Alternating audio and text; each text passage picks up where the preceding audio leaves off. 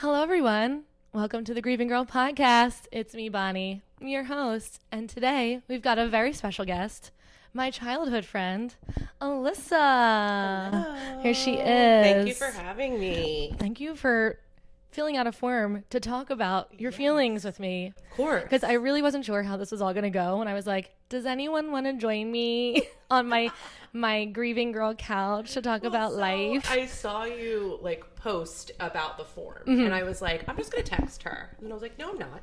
I'm going to do everything that she wants us to do properly for the podcast so she can figure out how this works.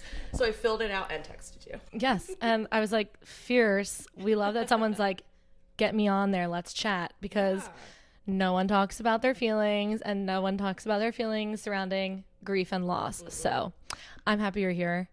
So y'all, as you know, if you're like tuning in and we're on episode 3 or 4 at this point, season 1 is called All Things Grief, because I want everyone to realize that there is not just one way to grieve.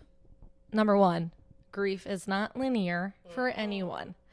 2, there are so many ways to grieve and things to grieve. So you could be grieving a loss, a job, a career, a relationship, a friendship. And I want everyone to feel very heard and like they can get something out of this podcast, because yes, my relationship to grief is death, but y'all, there are so many things that die and come and go that we grieve and we kind of don't even realize it. Mm-hmm. So today's episode, we are going to be talking, trigger warning, about suicide. So please, I am not a professional. Alyssa is not a professional. We're just here to share feelings and thoughts. If, we need to reach out to someone, I will put the helpline underneath in the YouTube link and on Instagram. So just a reminder, this is like an entertainment podcast, not necessarily anything more than that, other than to share. All right, Alyssa. So why don't you start with, who are we grieving? Sure. We are grieving my high school sweetheart, Jared. Yes, Jared, who honestly, I had a relationship with, but not like a lot of our friends.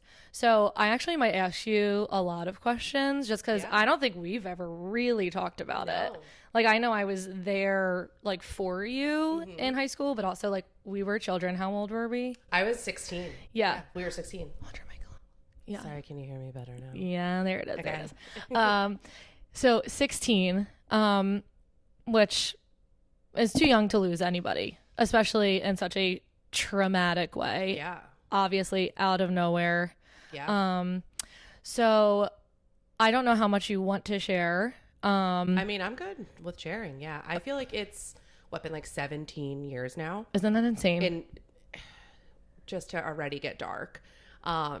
His last anniversary, I was thinking he's been dead as long as he was alive, which is crazy. But yeah, 17 years. So it's definitely a little bit easier for me to talk about now.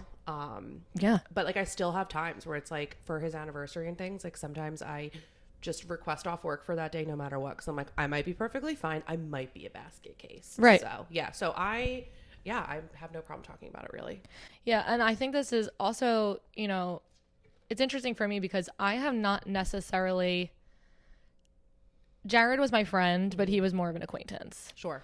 I knew him, but it wasn't honestly, had you gone, you would have hit me way different. Mm-hmm. So we were 16. So what do 16-year-olds really know? How do we feel? Have no idea. I'm not allowed to feel anything because he wasn't really my friend. And if I feel it too much, people might be like, why are you upset? Yeah. So with Jared, I feel like I was definitely feeling the feels of the overall school energy. Mm-hmm. And then the only other person who was a friend who I lost in that kind of age group was Tupu. Yeah. And he was so far away. I hadn't seen him in a few years, who I was probably closer to than Jared. Yeah. I haven't really lost a friend. I feel like it's similar to losing family members, but it's different in a strange way. I'm sure it is, because your friends are, you tell your mom everything, but do you tell your mom everything? No. Right. So there's a soul connection that's different with a friend or someone of equal age. Mm-hmm. So yeah, just to say I have never lost really someone at the same age as me. Yeah. So I guess obviously we're talking about suicide. I don't know. We don't need to talk about how. But I'm curious how when you look back now, do you remember like the years surrounding his loss? Because with my dad, I was 14. Yeah, I remember that. We were friends for that. Yeah, and I'm like, I remember that day. I remember maybe the few weeks after because they were so poignant, and then I have no memory until I remember Kelsey showing up to my house when we moved to Barkley to go to somebody's prom. Okay. And then like maybe starting senior year. Yeah, I mean, I've struggled with that a little bit because I feel like I always was very sure of like what happened that day, the surrounding days, things leading up to it, right after it. Right after it, I actually feel like I remember better. I think because it was such a huge deal and there were so many people that were like surrounding me, and we had those like grief groups at school. Right. And we had like are we allowed to curse on this podcast? Always. Okay. We had the fucking therapists from school coming to like my house. Okay. I'm like, I've never talked to you people in my entire life. I was gonna say, you want to sit here and like help me grieve? Who were the therapists from school? Do you remember? I don't. We had therapists. Well, I guess they were therapists. They were like our guidance counselors. Who were also just like teachers. Probably like younger than us right now. What? It was strange. I mean, bless West for trying to do their best. Right. Well, that was a lot of rhyming. You're a poet. But leading up to it, I have mixed memories, and sometimes I don't trust them. So he died. The one thing I do remember, it was the first day of spring break. Yes. It was the very first night of spring break, and him and I, like as background, we started dating in our freshman year of high school. We were like best friends 7th and 8th grade. Right. Finally started dating in our freshman year, and this all happened in junior year. We had a very toxic relationship at times. We were young, we were dumb. Jared was kind of like getting into his like party rebellious stage. We had some issues, of course, like any 16-year-old relationship does. It's the most unhealthy thing ever. Right. It's just kids trying to figure it out together. Right, and we were both a mess. And so I feel like we had like been broken up before. And then I'm pretty sure we were back together when everything happened. But either way, that bugs me a lot because I can't remember when I'm trying to almost like tell my story. And I'm like, do I say he was my high school boyfriend, and do I say he was my ex-boyfriend from high school? Like, I get stuck in the semantics of things because I can't remember. And that drives me nuts. I'm like, I feel like I only remember you guys together. Well, because we kind of always were. Right. Even when you weren't, you were. Right. So I don't remember what I did during the day that day, but I remember that he was going out with friends that night, and I was staying at a former friend of mine, Sam, from the girl who went to East, who I was friends with for a while. Probably don't remember her. She's not my friend anymore anyway. But I was spending the night at her house. And he had like called me a few times. I didn't answer. That's why I think that we weren't together, because I think I was like annoyed with him about something, and I was ignoring his phone calls. Okay. And I knew that he had struggled with depression. I had told his parents about it. He had gone to therapy and things like that. And we went to his parents' house, and it was just like mayhem, like kids everywhere. All of us at his parents' house, like no idea what's going on. It was just like, it was chaotic, because even though I knew that he was depressed and honestly like kind of thought that something would happen eventually, whether it would be successful or not, I kind of always thought something would happen. But in that moment, it was just very surreal, because we were like, what do you mean? What do you mean he just killed himself? Right. Like that, I think, was the strangest part for me. But I do remember a lot from like the first few days. And then I honestly feel like my memory from high school is shit.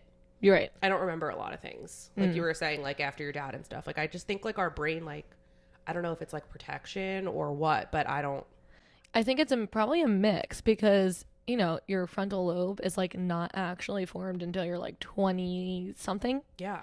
So like, let alone you're little, and then something traumatic happens. And like, you know, people who are fully formed brain, like age, like me now, still is having memory issues. Yeah. And my brain is fully formed. So I feel like, and maybe it's just a connection of both, of like way too young and way too traumatic, that like the brain just is like, we don't need to remember this. Yeah. Like I've even been just like having conversations with people where I'll be telling a story and they'll ask like how old I was or something. And I have to think about it. I'm like, was that high school? Was that after high school? Was I in my 20s for that? Like, I don't remember. Yeah. And that's weird that you bring that up because I've never really thought about that. Yeah. I just always thought like I have ADD and I don't remember things. You know, and also could on top be that. Could be also that. Yeah, I never really know, because even like Natalie and Susan, like we're both young when their dads died, but like all of our dads died completely differently. So, you know, with every experience, but I was just curious if it was like the teenager dumb, if that hits all of us similarly. Yeah. But like, yeah, I don't remember shit. Yeah. I honestly think it's just like, well, and also, and I think you wanted to touch on this too, like with just like dealing with my own mental health after that. Well, right. I think my brain blocks out a lot of things from that time in my life because I was not making good decisions. I was not in a good place. And I think that my brain is kind of like, let's just not deal with that entire time in your life. Right. So that we don't have to like feel bad about it. Right. Yeah. I definitely was curious because like I have never had depressive tendencies at all until the shit with my mom. Yeah. And even in that, I mean, very like dark, depressive, passive suicidal probably thoughts of like, it's definitely crossed my mind of like, it would just be so much better to not be here. But like also something in the back of my mind being like, you know, that's not how this is going to go. But like if I had, I don't know what would need to switch for me to be like, you know what, I'm gonna screw it. Because like essentially I'm all alone. Like I have a lot of family, but like no one's here in this vicinity. Like I'm lucky that I have friends who will crawl all the way up my butthole to make sure that like I'm good, and thank God. But if I did not have that, like who knows? Yeah. And I'm just curious, especially then being in your own teenage years. This is how it all went down. If like, did that like follow you through like up until now? Oh, God, have you ever like, how is your mental health, or how did it affect your mental health? Not great. I mean, is anyone actually great? No. I think anyone who's like, I'm so well, you're a liar. You are a liar. You're a liar. You need to go to therapy and address that because you're lying. Let's dig deeper. No, it was not great. Yeah. I already feel like I was probably just like, my depression was waiting to be like, all right, come on out. That did it. Because it's like 16. That's when your hormones are a disaster. Your body, you can't control anything. You have no control over your emotions. So that on top of the most traumatic thing that honestly has ever happened to me, like all of a sudden just like my boyfriend's dead and I have like all this attention on me now. Right. And all the other teenagers like not knowing how to deal with anything. And then there was also like judgment sometimes where people were like, I remember there was an instance in school where somebody that I will not name made a comment like that I was like harping on it for attention. And that bitch. We're going to talk about you after the camera's off because now I need to know. But we won't do that now because we're adults and I've grown up. I feel like I could probably put like 5 names to that statement. Anyway. Do we ever really get over it? The answer is no. No. Still to this day, I struggle. God. But like, and this was like 3 weeks after. Right. I'm like, oh, I'm sorry. But anyway, yeah. So it was a lot. And immediately my mom was like, you need to go to therapy. And I hated it. And I did not want to deal with it. So I kind of just like, I drank a lot. I started smoking, like dealt with it in my own very unhealthy ways. And my depression got worse. Definitely struggled. I have abandonment issues, huge abandonment issues. Every time when I'm dating somebody and I'm like, text me when you get home. Right. And they think it's just because I want to like check in on them. No, I just want to make sure you're not dead. Right. Like that's it. Because I thought that when my boyfriend went out with his friends, I was just going to talk to him the next day and he was going to be alive. So that like crazy abandonment issues, really, really, really fucked up my understanding of love. I hadn't had a lot of healthy relationships. Honestly, I feel like I was seeking out toxic relationships. Yeah, not great mental health overall. Yeah. I still struggle with it. I mean, I take medication. I need to go back to therapy. But yeah, it still affects me to this day. I think it honestly probably made it worse. Yeah.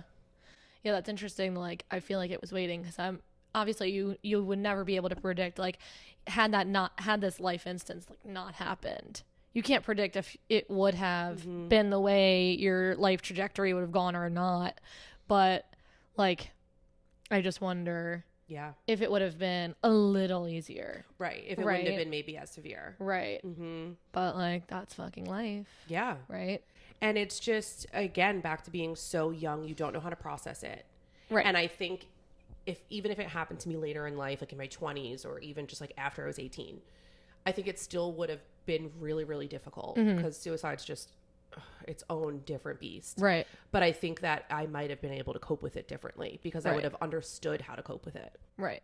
Well, and unfortunately, like, all of your coping mechanisms, we were just so young for, but so many people cope that way. Right. That doesn't mean that they're healthy or right. But when you're an adult, people are like, well, she's of legal age to drink. Who cares? Right. Like, just hitting the bottle a little hard. But like, well, oh well, that sucks. Right. That's the whole thing. That's Really, just the way she's grieving. Right. But because you were so young, and then you have like high school crap put on top of it, or like a microscope on you. Yeah. It's like you weren't even able to like figure yourself out because it was also like, and back to school, and then also like, you know, for me, going back to school got me kind of out of my trigger zone. Like, my dad wasn't in school with me. It was like, send her into the trigger zone. Yeah. You know, like, that's crazy. Actually, I've never thought about that for you. I remember I had to go back. I almost didn't graduate high school because of how many classes I had skipped. And thankfully, I had teachers that really understood what I had gone through that year and kind of helped me to get the passing grades that I needed. But I'll never forget, like, when I first went back to school, Jared and I had Italian class together. And we took Italian since freshman year, so we've always been in Italian together every single year. And Miss Nicolo knew us. And I remember going back, and I used to skip that class all the time because I was like, I cannot. We sat next to each other. Go sit in that classroom. Class. I can't do it. Right. And then, like, somebody else, okay, there's an empty chair. That sucks. Okay, somebody else sits there. Get out of his chair. Right. Right. 100%. And you come and you sit down where you and your boyfriend used to sit together all the time. And everybody's looking like, oh my God, is she going to be okay? Right. Like, it was, my anxiety on a daily basis was through the roof going back to school. I hated it. Did not ever clock it in high school because I was a stupid 16-year-old who, like, again, everybody is. Can't conceptualize, even though I had gone through a major loss. It was different though. Such a different loss. Where, like, now I'm like, that had to be absolutely insane for you, actually. Yeah, it was. It really was. And also, it kind of like turned me into, I wasn't Alyssa Kennedy anymore. I was Jared's girlfriend. Everybody that I would meet that knew somebody that went to West or was from a different school would be like, oh, and that's Jared's girlfriend. And it's like, I had this like scarlet letter, basically. I was Jared's girlfriend, the dead kid's girlfriend. Right. And it was very weird. I think thinking about it now, like, maybe the reason I acted out so much was because I was just screaming to be seen as me. And I was just like, maybe if I do all these things to like subconsciously do all these things to get attention. Right. Because I really was like, it was just, oh, Jared's girlfriend. Yeah. Even to this day, sometimes, like, when I'm like thinking about high school or something, I think of myself as Jared's girlfriend. Right. It's like the association. Wow. Yeah. That's a lot. Damn. That's heavy. That is. And I like just realized that right now. And here on the Grieving Girl podcast, we will also unveil new thoughts for ourselves to go dwell on later. God. I don't drink anymore, so I can't even have a drink after this. Well, you know, shit. I'll just go meditate I was and gonna journal. Say, it's really nice outside. It is very nice outside. You know, we can just take deep breaths on our long walk home, you know. Okay, this seems like a good place for our brain break because, you know, shit's heavy on this couch. This little couch. She's seen a lot. She's seen so much. Seriously. Okay, so I saw your Instagram story the other day that you did listen to the Bethany and Rachel podcast. I just started listening to it. I'm only like 20 minutes in. Of the first episode? Of the first episode. Okay, well, I'm not listening to 2 and 3 because I will not give them any more of my time. So that's what I meant when I posted on my story being like, say you what you want about Bethany. Because I feel like she's a very like polarizing. People either like love her or hate her. I actually do love her. A lot of people do. I never really watched her Housewives. Okay. So I never really had feelings about her, and like her face bothers me a lot. Yeah. You know, she definitely is giving caricature. Yeah. It's giving like the project graduation illustrations. Yes. You know what I'm talking about. If you know, you know. Back to high school. Yes. He was still dead at that point. Oh no. I'm kidding, it's fine. I'm like, well. But anyway, it's just like, why are her and Tom going on podcasts of people who have never watched the show? I was shocked. The never watched the show is like, is that a good thing or a bad thing? A bad thing. Because I was like, she really is like an unbiased, but then like you got to have one with Ariana too then. Yeah, and I also think that they need background. Like, right. Where she was talking about, me and Ariana weren't friends. She wasn't my best friend. Okay, even if this is for TV, right. then you guys are real good actresses. Right. Because you guys were very close, talked about very serious things. Right. She wasn't an acquaintance. Right. Get a grip. Yeah, when she was like, you know, I like really want to be good at my job. So like when I look up to other cast members, I was like, I'm confused. Aren't you real people? Like, you're not looking up to a Tony nominated Broadway actress. Like, she's Ariana being herself. Well, I mean, they were nominated for awards. For an Emmy. And honestly, they broke the internet. They should be. It was so crazy. But no, and that's the thing too. It's like, you don't know what's real and what's not anymore, because now all these people are going on other platforms saying like, oh, well, I want to make sure you make more money if you do well. And it's like, okay, so you're trying to do well in your real life. So she decided the best way to do well was to have an affair. Yeah. Yeah. I hate that Wild. shit. Yeah, I mean, I'm glad that she's not coming back. I think that's the best for everybody. I think she needs to, not come back. Do we think, is Tom going to be back? He is back. He's back. I've seen on Instagram, like people behind the scenes, like that have seen them out and stuff filming. Damn. He's there. There was just How's that going to go? Ugh, I don't know, but I guess we'll tune in. We'll find out. There was just a post where somebody was filming them all walking into a restaurant, and Ariana was right in front of Tom. What? I was like, over my dead body, I would be like, excuse me, pause. We need to rearrange this order because I don't want to be anywhere near his breath. Yeah, no. I wonder if they're like making them like include him in certain like group scenes. They probably have to. Yeah, they probably have to. There's like a limit of like, you must hit 10 group scenes.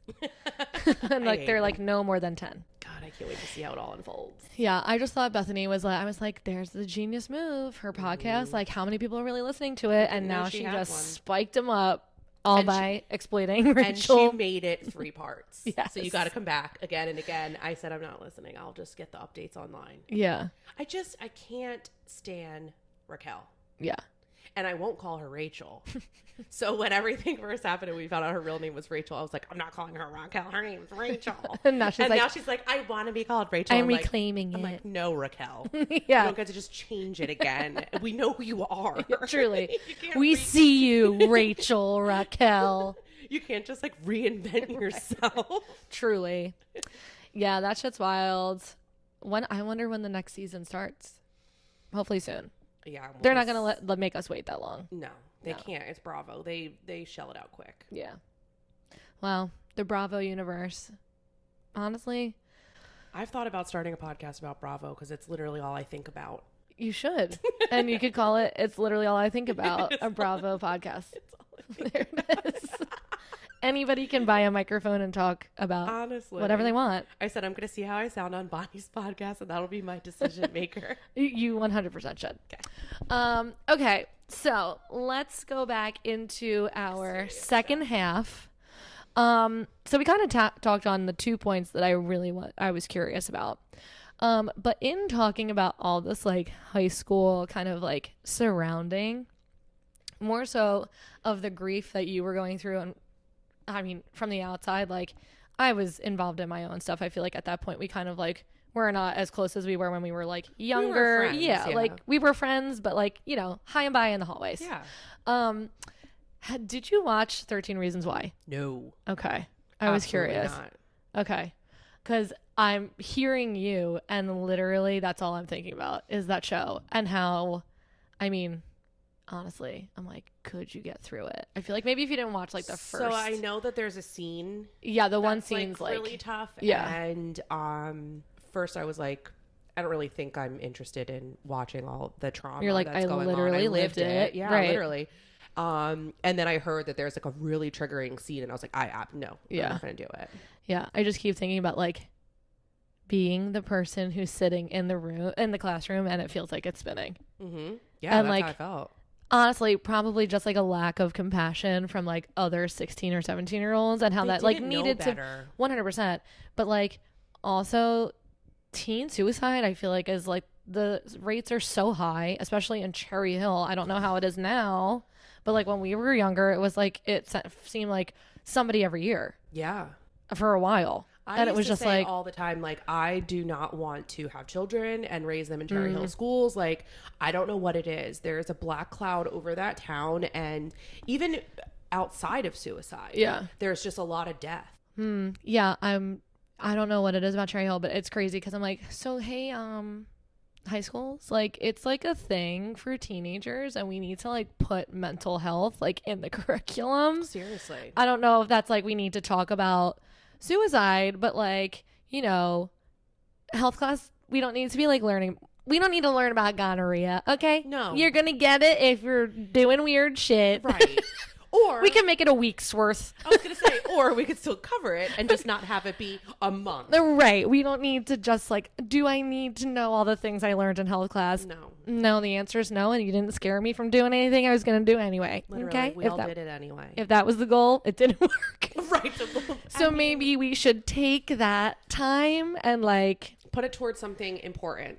100%, because I'm just like, you know, like my friend's going through something hard, how to be a support system for your friend going through something hard. Because I'm like, had we just maybe been taught better tools, maybe people in classes with you wouldn't have been like, yeah, there she is. Yeah, and I think that they tried to do that afterwards. But it was too late. It was exactly too late. It was too late.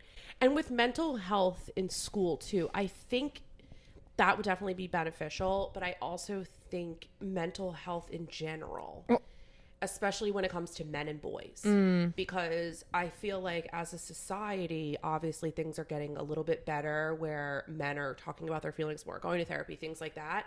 But it's still such a stigma for them. And they feel like they can't talk about it because it makes them look weak.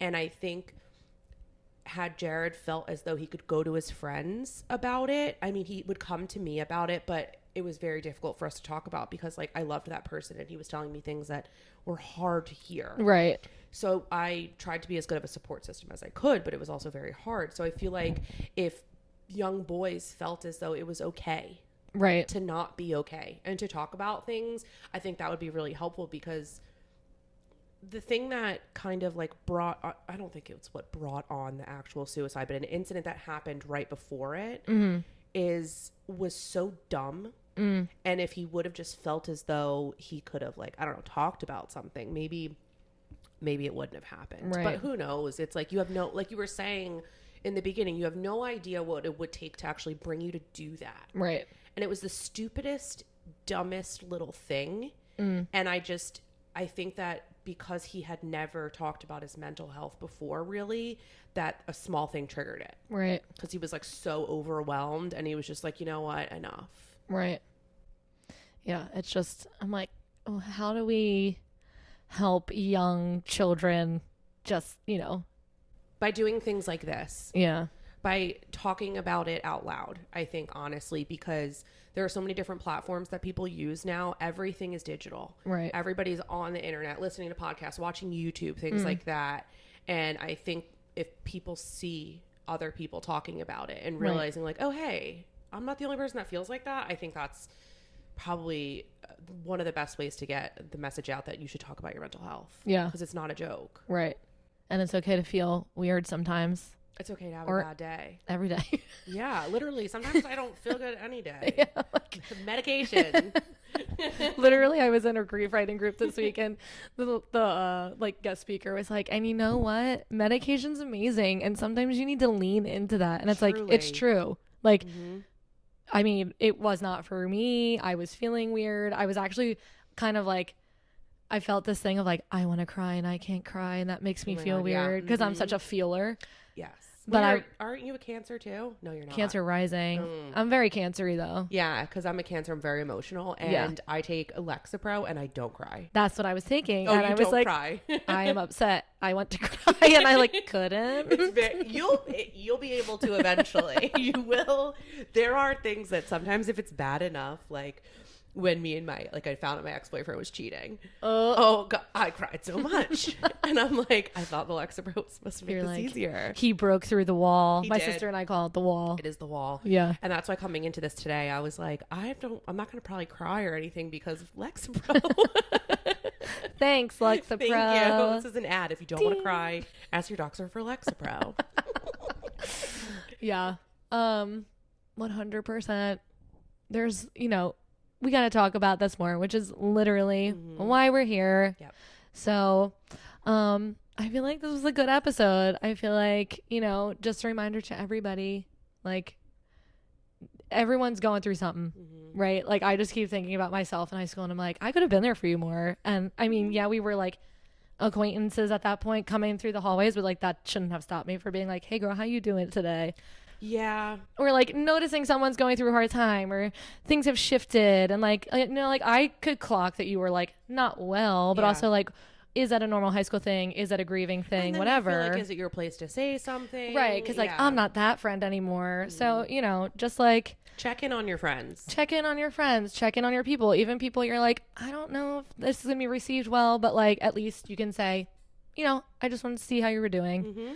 Yeah, because it's never hurts. Right. Nobody's going to be like, how dare you Right. ask me if I'm okay? Like, get out of here. Right. Like, they'll either be like, no, I'm okay, or they'll talk to you about it. Or Right. in the future, they might be like, hey, I remember when so-and-so asked me Right. how I was feeling, and you know what? I'm really not feeling great. Right. And I also just think that when people are grieving, give them the grace to grieve. 100%. And grieve in their own way. Don't try and tell me how I'm supposed to be grieving. Right. I understand that you're trying to be helpful because, you've been through it or whatever. Let them grieve the way that they grieve. Right. Because there is no, like you said, grief's not linear. And Right. everybody's going to do it their own way. And there's honestly no perfect way because it sucks. Right. And it's just shitty. So. Yeah. And you know what? I always end up my podcast with like a cheers. So I'm going to say cheers to harping on it. Cheers, girl. We're harping. I harp on everything in my life. My poor Period. boyfriend. All right, y'all. We'll see you on the next episode. Bye.